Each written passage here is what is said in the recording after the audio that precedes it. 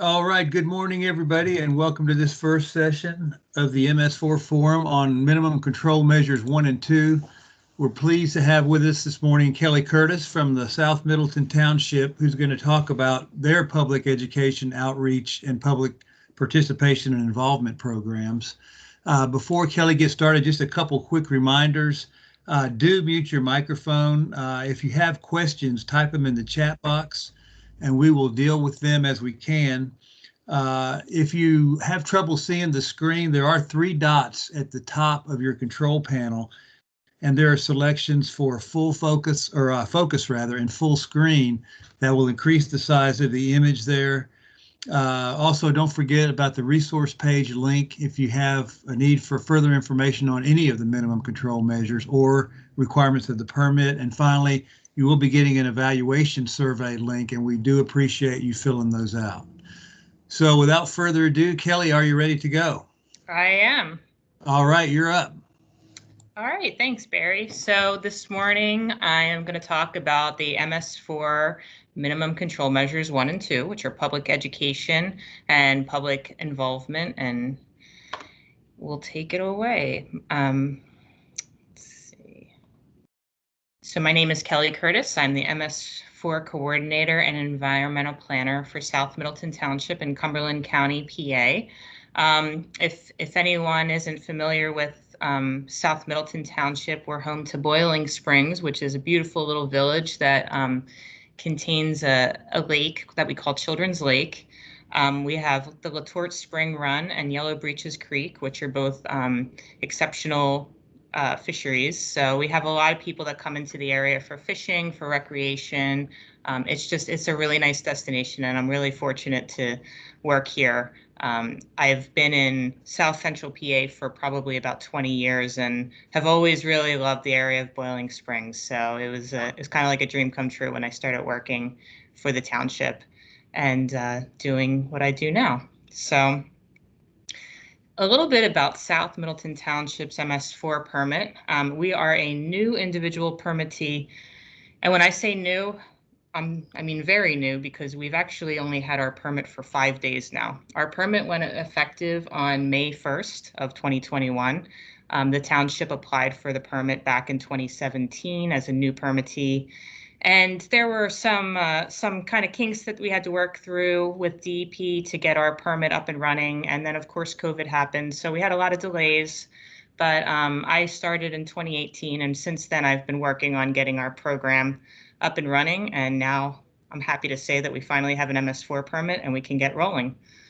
So, I've had a head start with education and involvement and program development since the get-go. I had a previous experience working for Silver Spring Township on their MS4 permits, so I already knew, kind of what to do and how to get the program started. In South Middleton Township, it's a pretty small portion of the township that's designated as MS4. However, a large section of the township actually contributes to the MS4 area. So if you look at this map on the left, everything highlighted in yellow is actually our MS4 area. It's only about 20% of the township, but if you look at the stream systems, you can see the impact that everything upstream can have on, our discharge points. So I do feel that public education and involvement are some of the most important tools that we can use here on our MS4 permit to keep our streams healthy, because a lot of what happens in the MS4 area is impacted by the outside areas of MS4. And so which is why I like to really focus on public education to also reach out to the people that are outside of our MS4 area. Also, our township facilities are not within the designated MS4 area, but those facilities are still subject to permit requirements. So I really believe strongly in trying to improve our facilities and the education surrounding the improvements we make on our facilities. So MCMs 1 and MCMs 2 cover the requirements of public education and outreach and public participation and involvement. Pennsylvania requires MS4 permit holders to develop and maintain lists of target audience groups that are present within the areas served by the permittee's regulated small MS4. So I'd like to discuss the importance of those target audience lists, how to effectively engage and educate the target audience, and how doing so can assist with fulfilling the requirements of all MS4 MCMs. So we'll start off with just a brief intro on MCM number 1, Public Education and Outreach. There are 4 requirements or BMPs under MCM 1. The first is to develop, implement, and maintain a written public education and outreach program. To develop and maintain lists of target audience groups that are present within the areas served by the permittee's regulated small MS4. In addition, the permittee shall annually publish at least 1 issue of a newsletter. That's what we see here on the left is our South Middleton Township newsletter. We actually have 3 newsletters a year, and I always make sure to put an MS4 article in each newsletter. So we're actually hitting 3 a year. And it's a relatively easy thing to do. You know, we don't focus a lot on, you know, always making it a big article. It could just be, you know, a quick blurb, a reminder about how to treat the MS4 and how to treat our stormwater systems. In addition to the newsletters, pamphlets, flyers, or websites that include general stormwater educational information, general descriptions of the permittee's stormwater management program, and/or information about the permittee's stormwater management activities. And then you are to distribute stormwater educational materials and/or information to the target audience using methods annually. I really make it a point to hit all of these items that are listed here as number 3. You know, the newsletters, we have a pamphlets and flyers. We do have information on our website. And then, you know, I like to make little description pages for different topics that I think are beneficial to our residents. One that I'm currently working on is how to dechlorinate your pool water and dispose of that water properly. And then under minimum control measure 2, which is public participation and involvement, the requirements are to develop, implement, and maintain a written public involvement and participation program, very similar to the written plan in MCM 1. I've seen some townships combine both MCM 1 and MCM 2 plans. I like to keep mine separate, but they do overlap. But I think that, you know, really you could combine them to make it easier and just have one document. To provide adequate public notice and opportunities for public review, input, and feedback prior to the adoption of any ordinance, SOP, or plan required by the general permit, and to regularly solicit public involvement and participation from the target audience groups using available distribution and outreach methods. You know, I think with public involvement, it's getting the public involved, but then public outreach is getting the message out. So that can be done simply just through, you know, public meetings and getting public participation through those meetings. The public education and outreach plan I already discussed briefly, but, you know, it's a written plan that shall be designed to achieve measurable improvements in the target audience's understanding of the causes and impacts of stormwater pollution and the steps they take to prevent it. The plan should target each target audience and set up a method to educate anyone and everyone who has an impact upon our water quality. In my plan, I like to break down by target audience and discuss, you know, ways in which we can involve them as an audience themselves, and how certain audiences can actually be made up of you know, a variety of different people. And I like to kind of make sure that we really hit every type of demographic in the township. So, you know, the one thing that comes up continuously in MCMs 1 and 2 is the target audience. And again, like I said, you know, that's an important part. Target audience, they're key to a good public education outreach and public participation and involvement program. You know, they say it takes a village, and it's really true. You know, here the Boiling Springs Village is not even enough to get the point across. We really go township wide. As I mentioned, I like to extend out of our MS4 area just to make sure that we're addressing some of the educational opportunities that occur upstream. One person certainly cannot maintain a clean environment for everyone, so it's really important to educate the people in our community, to teach them what MS4 is about and how it impacts us on a personal level.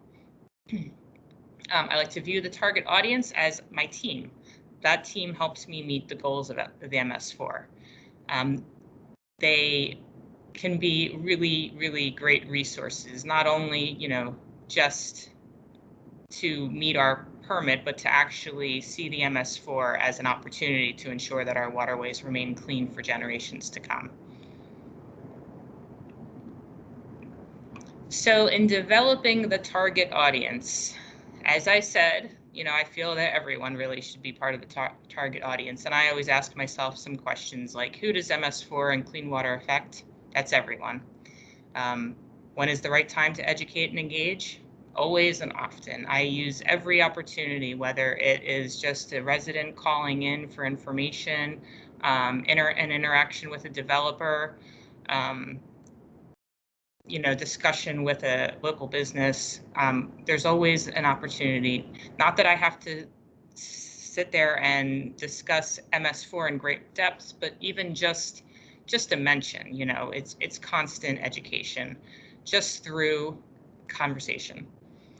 And where does our water go? It goes everywhere. When the rain hits the ground, it goes in whatever direction is down slope and runs into our waterways. Right now it's raining pretty hard here, and as I hear the water hit the roof, it just makes me think of all the runoff, that's now currently being directed into a really lovely bioretention basin that we have here at our facility. So we don't want to limit our target audience to just residents, as I mentioned. The community is made up of much more than just residents. And at the end of the day, it's also just as important that we learn from the target audience as it is to educate them. So I don't always look at each scenario as me teaching them. I really like to learn from others as well. I think through being mindful of what we see in our community, we can also cater to our community and educate in a way that works for them and just be more effective in how we handle our permit.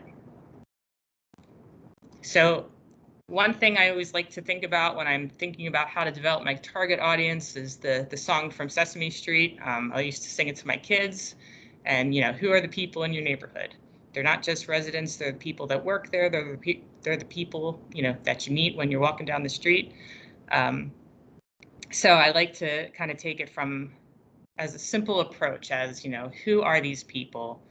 Not only saying businesses, but what types of businesses do we have? Developers, well, what are the developers developing? What are the farmers farming? And I know that there's, not a whole lot of agricultural land use that gets covered by the MS4. But again, I still like to educate those people because they also do have an impact on our water quality.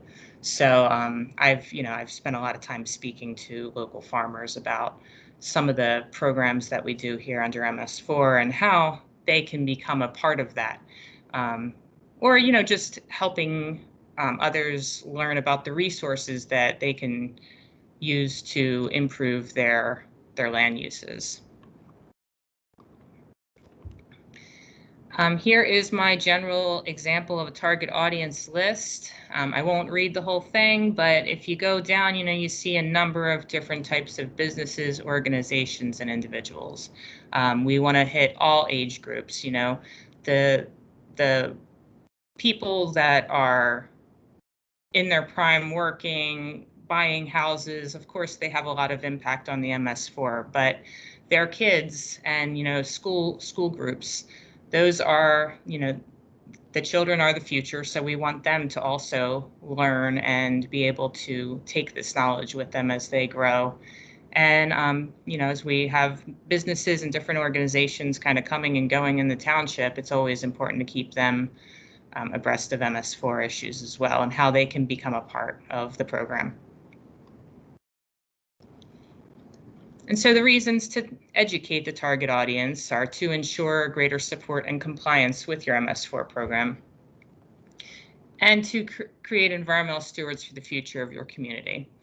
I have a few pictures here. One is from a tree planting that we did, and this is this little guy here. He was so excited to plant trees, just because he liked being outside with his dad. But hopefully he learned a little bit of something about the impact that the trees will have on the land. And I hope that someday he grows up to be an arborist, just like his dad is. His dad is actually on our staff here. He's one of our certified arborists, and I just think it's really cool to see the generational involvement. We have another picture here of a town meeting where people were discussing an upcoming project and different aspects of that land development project. And as time goes on, we'll get MS4 more involved in those discussions. And then, of course, we have our social media and all the information that we can easily disseminate to our community. And Facebook is a great way to do it. Here at the township, we have a Facebook page, and it's really a great way for us to get our word out without having to do much more than just type a few sentences and hit send. There's a variety of different educational materials that can be used. I just kind of put up a couple pictures of some materials that I've used in the past. Here on the left is one of the signage, some of the educational signage from our bioretention project that we did here at the township.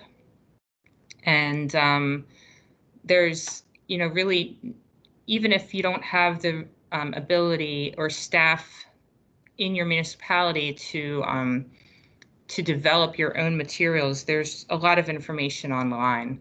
The Homeowner's Guide to Stormwater is available for download. In the lower left right-hand corner here, if any of you guys haven't seen it, you have to look up Freddie the Fish and sing the Only Rain Down the Storm Drain song. My kids know that song too.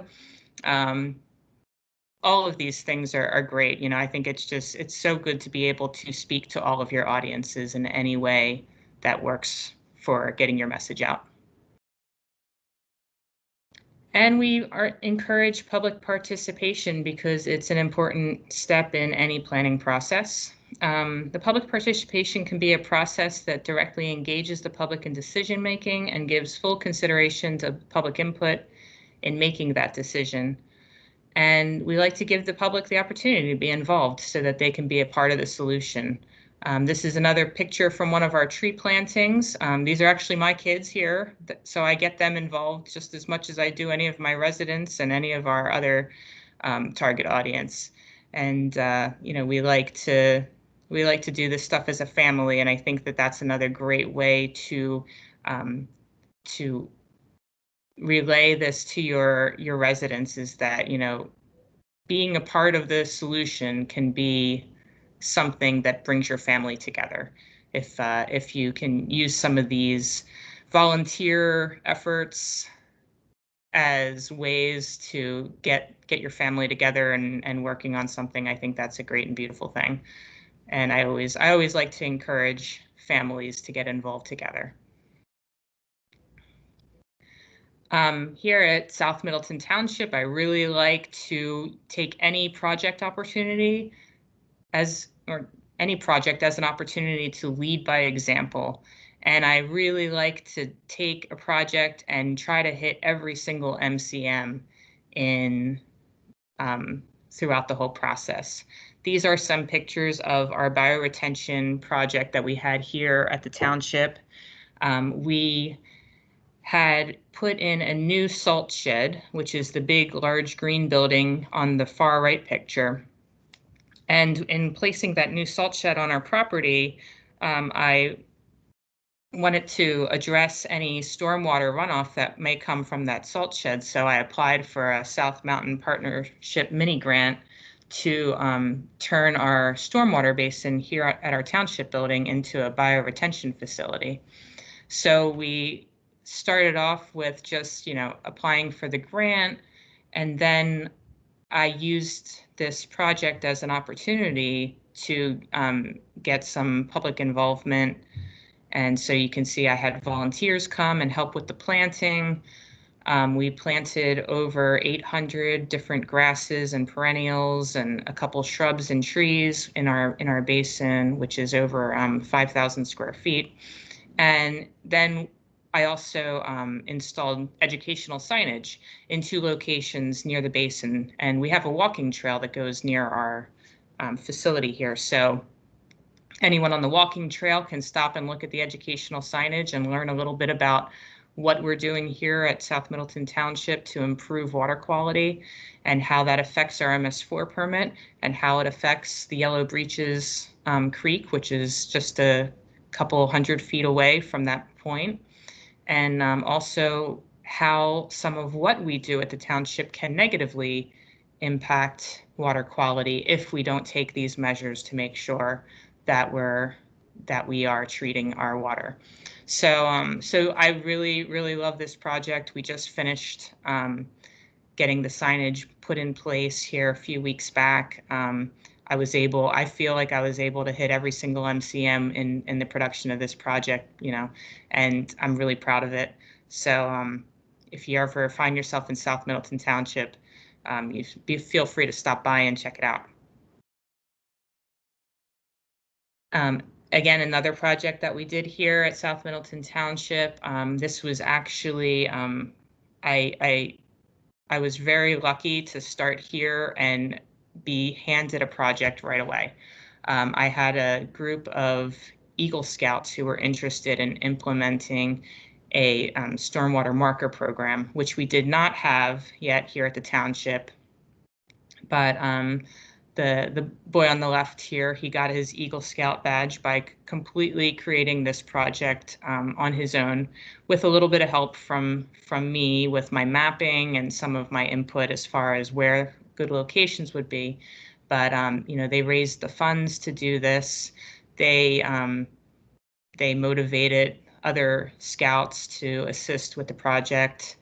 And then they also helped with creating the storm markers, which were actually specifically designed for South Middleton Township. So every storm drain that they put them on were for part of the Yellow Breeches watershed, but actually were drains that drain to Children's Lake itself. So if you are in this area, you're very familiar with Children's Lake. It is the downtown Boiling Springs area and Children's Lake. There's a really strong sense of pride. And so I thought it was really important to not just say drains to the stream, drains to creek, or even just drains to lake. I wanted it to specifically state drains to Children's Lake, because I think that the impact and the notification of the place in which our water is draining to has a much,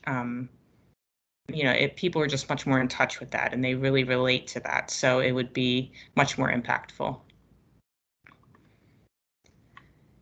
And then lastly, we like to make sure that we educate our staff and elected officials. Part of that is kind of MCM number 6, where we practice good housekeeping and we try to make sure that everything we do here at the township is done in compliance with the permit. But it's also very much MCMs 1 and 2. So I really like to overlap with these three areas of MS4, and I like to make sure that our staff is fully up to speed with everything we're doing with MS4. I got a series of trainings lined up for right after the summer starts to die down, when our public works staff has a little bit more free time, to get them more involved. I try to get help and volunteers from within the township on a lot of our projects, and just keep everyone up to speed.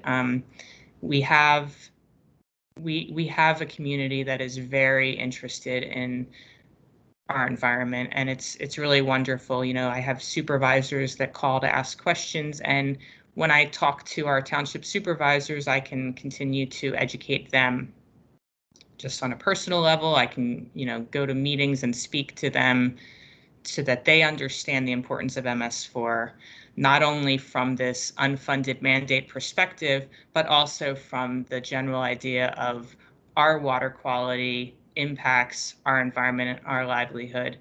And it's very much an important part of South Middleton Township. And so there's a lot of support, and it's great. And then lastly, in addition to educating our staff and elected officials, as I mentioned earlier, I like to make sure that I am always keeping myself educated. So one thing that we have here, and it's been wonderful, is myself along with Becky Davis from Lower Allen Township in Cumberland County have put together, and we lead a South Central PA Regional MS4 work group. It's a great opportunity to work with other municipal staff and other organizations and learn from their MS4 experiences. We host a number of trainings to keep ourselves educated. Also, it's just a great networking opportunity. It helps to lead partnerships, and we are able to share some of our educational materials between townships and even other consulting firms and nonprofits that join us. It's been a really great opportunity. I've seen a lot of people from our group on the forum today so far, but if you haven't heard of the South Central PA Regional MS4 Work Group and you're interested in learning more, please feel free to contact me.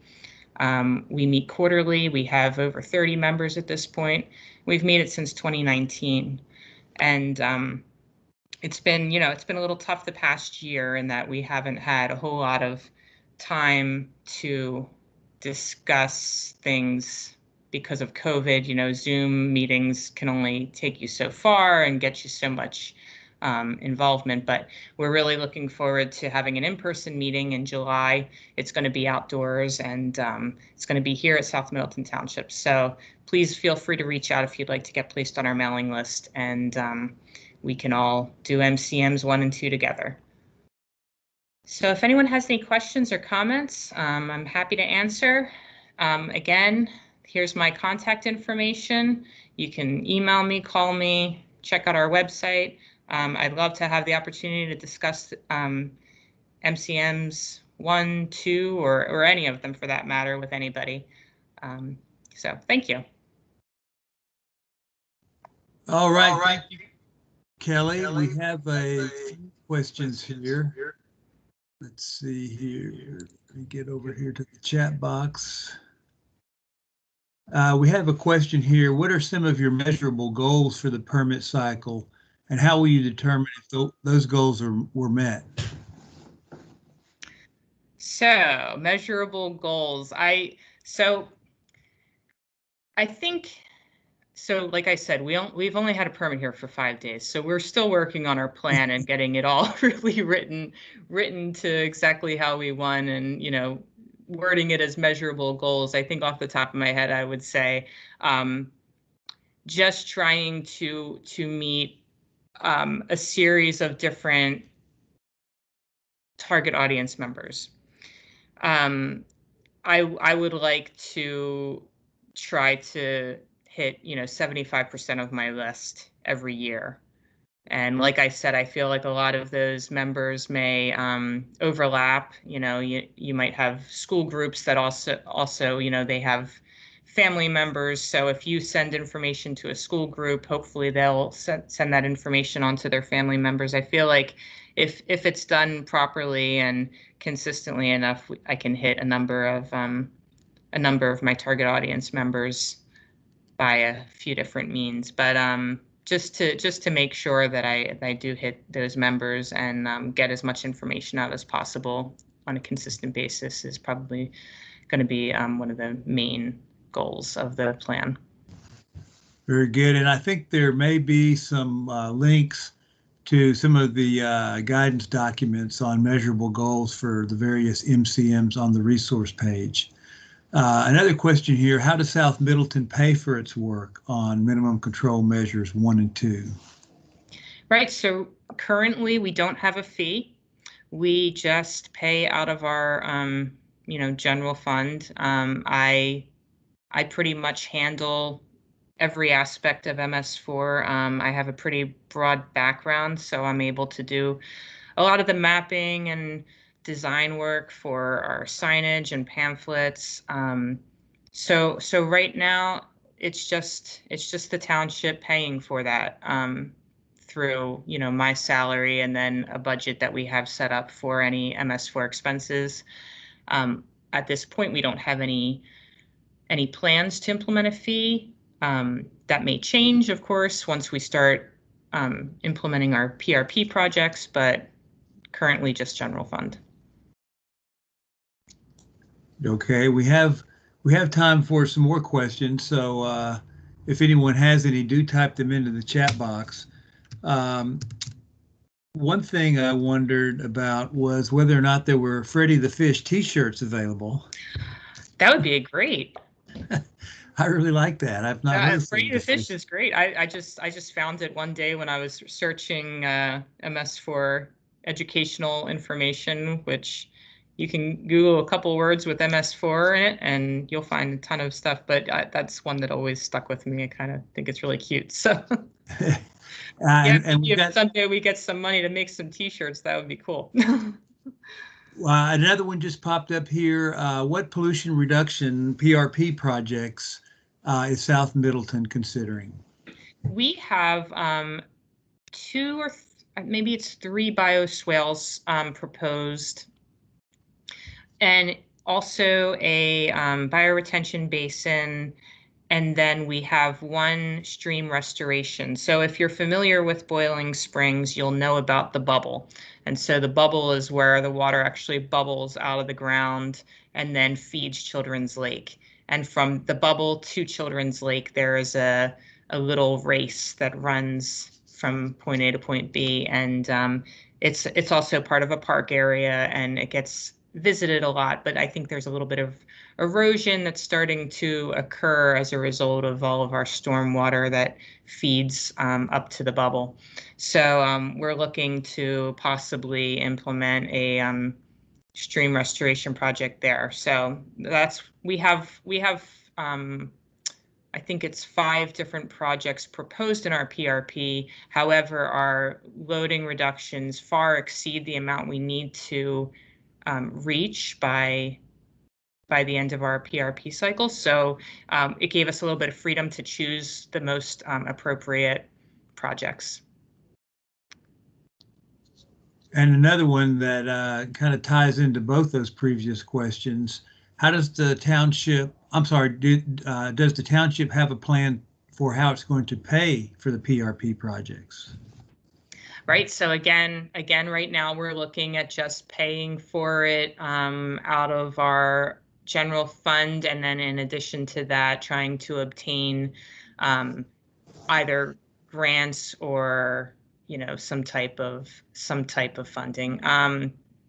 We're still really early in making the decision on what projects we will implement, but I've been trying to keep up on all the different ways in which we can fund our projects so that we can do it most efficiently. Okay, and we do have a little bit more time, so I want to give people the opportunity to unmute themselves and see if we can have a little bit of a discussion here. I was wondering how others attending the session this morning might collect and use input from their stakeholder groups. We heard Kelly talk about their approach there in the South Middleton Township. Does anyone else have anything to offer that might be a little unusual or unique that you think might contribute to the discussion? If you do, unmute yourself and let us know. And then when you get done, you can mute yourself and we can see if this works without everybody talking over each other. So go ahead if anyone has anything to offer. Sure, this is Sean Fabian from HRG. One of the things that we tend to look at is if there are known flooding issues in locations where we were anticipating, a quarter of opportunity for our pollutant reduction plan, we tend to try and take a look at, addressing more than just the need for sediment reduction and what projects we plan out. We've also been working quite a bit with the local watershed associations to also identify potential project areas, especially for stream restoration segments. So getting feedback from your stakeholders for project locations. Okay, Yep. that's very good. Anyone else have anything? I think I did see another question or comment pop up in the chat box. Yes. Is the MS4 work group just focusing on MCMs 1 and 2? Is there broader interest in collaboration on projects or pursuit of funding? So the MS4 work group is for all MCMs. Like I said, we constantly have different trainings and opportunities come up through the work group. Whether we make it part of our quarterly meetings or not, we make it a point to send out all MS4 information to our members so that they know what's coming up. This MS4 forum is an example of something, we mentioned at our last work group, to get the word out there to any members who may not have been aware. But we've had speakers at our meetings discussing topics such as the Chesapeake Bay landscaping certification and how that could benefit your MS4. How using Esri mapping software or CS Datum also presented on how their resources can be utilized by your MS4 to better map your system or document what you do at the township to comply with MS4. And just a number of different speakers. So we make it a point for each quarterly meeting to have a guest speaker talk about something that we're doing or something that impacts us as MS4 permittees. Okay. Anyone else have anything to offer? One thing I've always been interested in is how outside organizations are involved in MS4 programs. You showed the Eagle Scout project marking the storm drains. We did one of those here in my little town, and I know others have. Some places will use university students to do screening level monitoring or volunteer monitoring groups for screening level data and those kinds of things. I wondered if anyone had any ideas on that, or if anyone's doing anything unique or different involving other organizations in the MS4 program as part of this involvement process. This is Brian Johnson from Penvest. I thought I'd just throw something out there. I mean, one of the things, Kelly, you are indicating that the township's using some general fund revenues to kind of pay as you go, which is what a lot of municipalities do, and that's a great way to do it. One of the things you may want to consider, particularly if you have some particularly capital extensive projects, is to use that general fund revenue to handle debt service. I mean, it would be relatively easy to look at 1% money for 20 years to spread that around, so that annual allocation from the general fund could actually be leveraged to fund a much larger project and get it done sooner. My sense is that the more you can actually show the community is being done earlier, the more interest you're going to have, and it's going to build on itself. So it may be something to consider, particularly if you come into some larger cost projects. It may be something worthwhile. Hey, Brian, this is Ellen Kohler from the Environmental Finance Center. And hey, Kelly, how are you? Good, how are you?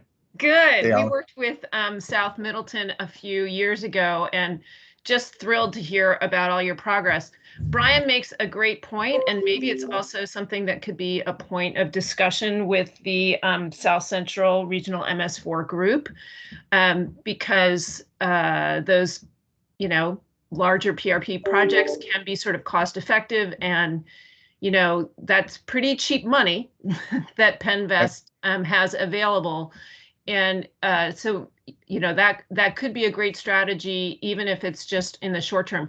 What I mean is, even if you don't have long-term needs, what I really want to focus on, though, is both Kelly and Sean did a great job of emphasizing the holistic approach and having an understanding that what this is all about is aquatic life habitat in these streams. This particular permit focuses on sediment, but what we want is a healthy stream.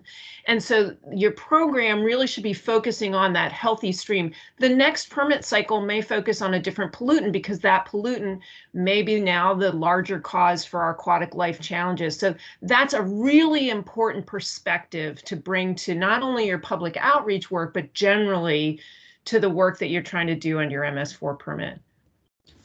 Yeah, I agree. I've always felt that MS4 means a whole lot of nothing to a lot of everyone. So I really always try to not necessarily use the words MS4 quite as much as I do water quality and healthy streams. So yeah, thank you for that comment, Ellen.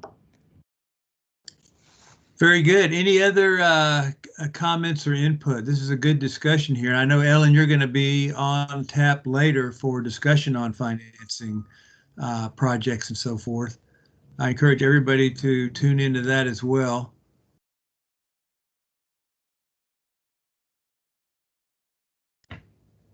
Other comments or questions? We still have some more time.